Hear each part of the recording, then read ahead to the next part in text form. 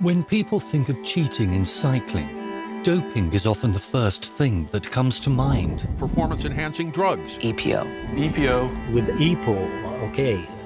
However, the use of drugs and blood transfusions only emerged later in the sport's history. Cheating has been a part of competitive cycling almost since its inception. Throughout this video, you'll see how each trick is increasingly wild and innovative compared to the last. By the end, you will be blown away by the extent to which some riders would go to cheat. The first Tour de France edition in 1903 was characterized by its rudimentary nature. Riders had to race day and night with fixed-gear bikes over terribly long distances, leading to fierce competition among participants, with moments of violence and sabotage.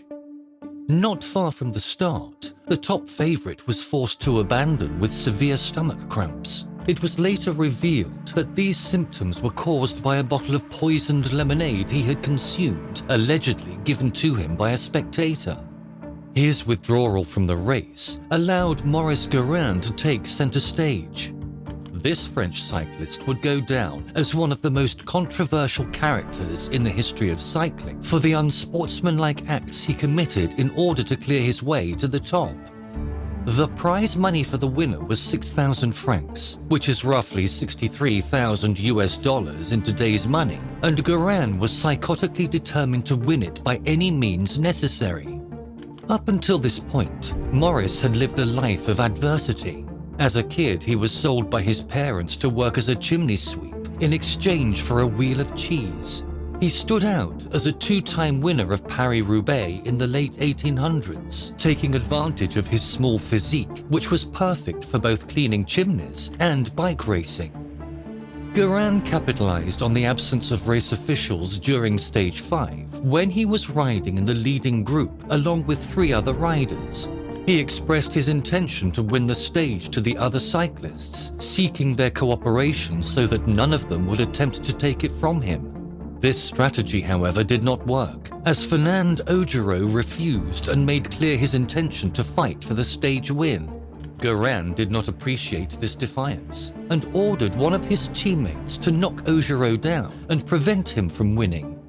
This did not stop Augereau, who managed to get back up and rejoin the leading group, unaware that his ordeal was just beginning. After rejoining the group, it was Guérin himself who took Augereau's bike and broke its wheel to prevent him from continuing in the race. Augereau, still showing resilience, grabbed a spectator's bike and tried to catch up with the leading group once more, but this time without success due to repeated flat tires. In the end, Guérin won that Tour de France, finishing with a total lead of nearly 3 hours over the man in second place, a record margin that's still unbeaten to this day. However, his actions would come back to bite him later. Cheaters stepped their game up a notch in the 1904 Tour, following the global exposure that the race began to receive. It was by far the wildest edition of the Tour de France. Cheating was so out of control that the race founder considered never organizing the event again. Guérin, for his part, claimed that if he wasn't killed during the race, he would win it again. His statement wasn't exaggerated, as he had already suffered assaults in Stage 1, when 4 unknown individuals jumped out of a car in the middle of the stage and brutally beat him up. On Stage 2 that ran through the roads between Lyon and Saint-Étienne, with local cyclist Antoine Fauré leading the stage, a group of around 200 spectators blocked the road to prevent the peloton from catching up. The crowd vowed to kill the cyclists just to let their local man escape and win the race. Some locals used sticks in the attacks, while others took this opportunity to demonstrate their boxing skills. This led to an all-out brawl in which Guérin injured his hand. Other participants were knocked unconscious and had to quit with broken bones, mangled teeth, and swollen faces. Race officials intervened to prevent further harm to the cyclists and race staff, but it wasn't until they fired revolver shots into the air that they finally managed to disperse the crowd. Maurice Guérin survived and was eager to catch up to Fauré once he got back on his bike. With the help of another rider, Guerin managed to close in on his rival right before the gates of Saint-Étienne, and that's where the third assault against him took place. And the chaos didn't end there. Things got out of control again the very next day. This time, the spectators came up with the most vile idea in order to sabotage the race, which instantly became a nightmare for the riders. They scattered tacks and nails on the road right before the cyclists' arrival, causing numerous flat tires. There were also accounts of pieces of broken glass being tossed onto the road and even rocks being thrown at the riders. The officials were powerless to do anything, as there was no way for them to identify the individuals responsible. And even 120 years later, sharp objects being thrown onto the roads still remains a problem at the Tour de France. On top of this, there were reports of riders putting itching powder inside the opponent's shorts and all sorts of other poisoning attempts. This episode of insanity continued over the following days and marked the 1904 race until its conclusion. In the end, Guerin, with another trick up his sleeve, was able to turn the tables, once again topping the general classification of the Tour de France. But this triumph would be short-lived, because 4 months later, the French Cycling Union decided to disqualify the top 4 cyclists in the general classification, along with all the stage winners, for not complying with the regulations. This was due not only to the violence between cyclists, but also to the widespread use of cars and trains. Yes, you heard it right. Maurice Guerin, along with other riders, were taking train rides during the race in order to cover large sections of the stages. A total of 29 cyclists were penalized. 10 of them were banned for 1 year, Guerin for 2 years, the rest got a lifetime ban, and only 15 out of the 27 cyclists who finished the race were not disqualified.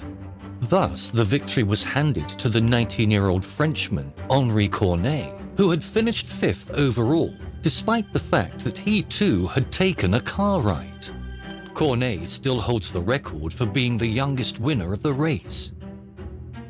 The 1904 Tour de France indeed provided much to talk about, and we could spend hours discussing specific cases, such as that of Hippolyte Aucouturier. This French cyclist not only demonstrated great skill in riding a bicycle, but also showed remarkable ingenuity. This rider, remembered for his charismatic moustache, had the brilliant idea of tying a thin string to the back of a car and attaching a piece of cork to the other end. He simply had to bite down on the cork piece to be towed by the car, praying that no one would notice. The French cyclist not only risked his career, but also his entire set of teeth in his quest to win the Tour de France. In the end, and for the sake of his teeth, someone noticed the string. Another man worth mentioning for his cleverness in using cheating techniques is John Robic. Robic won the 1947 Tour de France in a rather unsportsmanlike way. On the final stage going into Paris, while sitting in 3rd place overall, he successfully attacked the yellow jersey and broke away with the 2nd place rider, whom he bribed to secure his final victory. But Robic became famous for a different trick. As a cyclist, he was known for being an excellent climber due to his small size, measuring only 1.6 meters and weighing just under 60 kilograms, which played a crucial role when climbing the long mountain passes of the Tour de France. Despite his great climbing ability due to his physique, this same build hindered him on descents. Determined to find a solution to gain weight and descend faster, his team decided to wait for him at the mountain summits to hand him water bottles. But what many didn't know was that these bottles didn't contain water, they contained lead. Robic would grab the bottles, gaining extra weight that undoubtedly helped him on the way down. Upon reaching the end of the descent, he would discard the bottles and continue the race. This tactic became popular among other cyclists, eventually leading to its ban. However, Robic's ingenuity didn't end there, as he later switched from lead to liquid mercury, cementing his legacy as the heavy metal descender. It may be hard to imagine someone that would use tricks to cheat in modern cycling, but in May of 2010, a viral YouTube video would shake the cycling world. The video claimed that Swiss rider Fabian Cancellara may have been using a small electric motor hidden inside his bike frame during his historic Flanders-Roubaix double in 2010. This is the steep part, this is where the cobbles are rough, they're horrible, the bike is bouncing, and this is the move by Cancellara. The acceleration of Fabian Cancellara, he's picked up the cadence, Tom's in trouble now, that's an incredible acceleration. Look at the show of strength by the champion of Switzerland, look at that gap. At Flanders, the Swiss launched an unusual seated attack against his rival Tom Boonen on the steep cobbled section of the Capel Moor, one of the race's most iconic climbs. This acceleration by Fabian was enough to decide the race. Then a week later, he did a similar thing at Roubaix. And another win here in Paris-Roubaix. It's his season. He is number one. Cancellara on top of the world.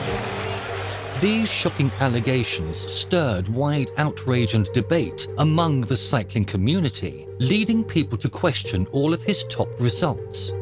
But while these short clips were enough to convince some people that he was indeed motor doping, no substantial proof has ever come out to support that, despite repeated inspections on his bikes. Similar accusations were brought against Chris Froome by former American cyclist Greg LeMond during an episode of the Roadman podcast. LeMond claimed that a small engine could explain Froome's otherworldly performance on the Mont Ventoux at the 2013 Tour de France. It's not going to be popular, but if you look at Chris Froome's Mont Ventoux, I believe I can show you there's so many unnatural things there. And if you go back today and watch some of the performances that period, the RPMs are insane. Nobody's efficient at 110 RPMs up a climb. You could watch the one where they matched the file to his wattage output to Ventoux. You could see him accelerating and the wattage is coming down dramatically. That should be going up. The seated, high-cadence acceleration raised a lot of eyebrows at the time. But again, traces of a motor were never found in Chris Froome's bike, despite intensive testing. However, it wasn't until 2016 that the first confirmed case of mechanical doping was discovered. This time, the culprit was young Belgian cyclist Femke van den Driessen. The incident occurred during the Under-23 event of the Cyclocross World Championships, where the UCI found a hidden motor in her bike using a new detection tool. The Belgian cyclist claimed that the bike belonged to her friend and that it was given to her by mistake. But these excuses didn't save her from receiving a 6-year ban from all competitions. When people went back and reviewed footage of her previous races, they found enough examples that prove that she had been cheating for quite a while before getting caught.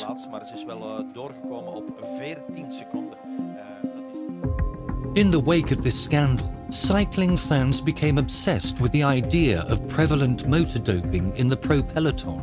Speculations spread online, and every little strange bike movement, like the ones you see in these clips, was seen as a possible case of technological fraud. What added fuel to the fire was the release of an interview with a Hungarian inventor called Stefano Varhas, who claimed to be the inventor of motor doping. In the interview, Stefano revealed that he had sold a prototype of an engine for a large sum of money back in 1998, and that he entered into an exclusivity agreement with the buyer for 10 years, during which time he could not disclose details about the motor. He also claimed that he invested over $80,000 to create the prototype, which was derived from military applications. After the agreement expired in 2009, he began collaborating with major Italian companies to develop the technology for public use. These claims raised more concerns about the integrity of competitive cycling and suggested that technological fraud may have been more widespread than previously acknowledged. Today, engines similar to the one Stefano invented are available to the public. One notable example is the Vivax Assist system, which costs around $3,000. In this setup, the motor is hidden inside the seat tube, with wiring discreetly running to the handlebars. There's a small button concealed under the handlebar tape, which allows riders to turn the motor on and off. With the Vivax assist system, road race cyclists wouldn't be able to use the motor's functionality throughout an entire race due to the small size of the battery, which is necessary for concealment. This limitation means the cyclist must decide strategically when to activate it. However, this factor changes in cyclocross, where races last around an hour, and the small size of the motor makes it so silent that it would be almost unnoticeable amid the noise of cheering fans and the vehicles of the race. All of this makes mechanical doping a tempting method for gaining an extra edge in performance. For this reason, the UCI, which is the governing body of the sport, has in recent years been actively combating these methods. Since 2016, they have employed thermal cameras in the Tour de France to detect potential hidden motors, along with new techniques such as X-rays during the stages and even the physical dismantling of the bottom bracket area. In total, 4 cyclists were caught motor doping in races outside the World Tour. The bans ranged from 3 to 6 years, with fines ranging from $15,000 to $20,000. The year 2016 saw another controversy, which took place at Milan-San Remo. In the center of it was Arnaud Démare, the winner of the race. Oh, look at this, I'm not sure he's going to have it. Swift is in there, Démare is there. Oh! And Arnaud Démare, that is huge. Démare is a sprinter, and sprinters are generally known for not being good at climbing. But in that race, he scored the fastest time ever on the Cipressa climb, a record that was revealed through his Strava file.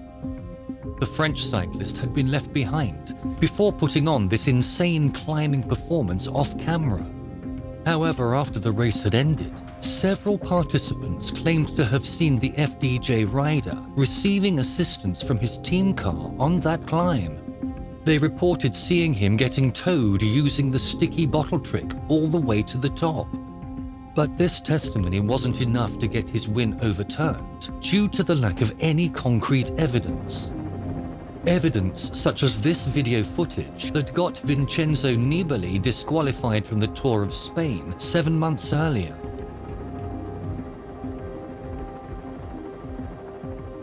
This form of cheating happens more often than one could imagine, but it goes unnoticed most of the time. Before wrapping up this video, you may be asking, why was conventional doping left out of the list? Well, we decided not to include it here because this topic deserves its own dedicated video. So please stay tuned and thank you for watching. If you enjoyed this video, please remember to hit the like button and don't forget to subscribe to my channel. Thank you.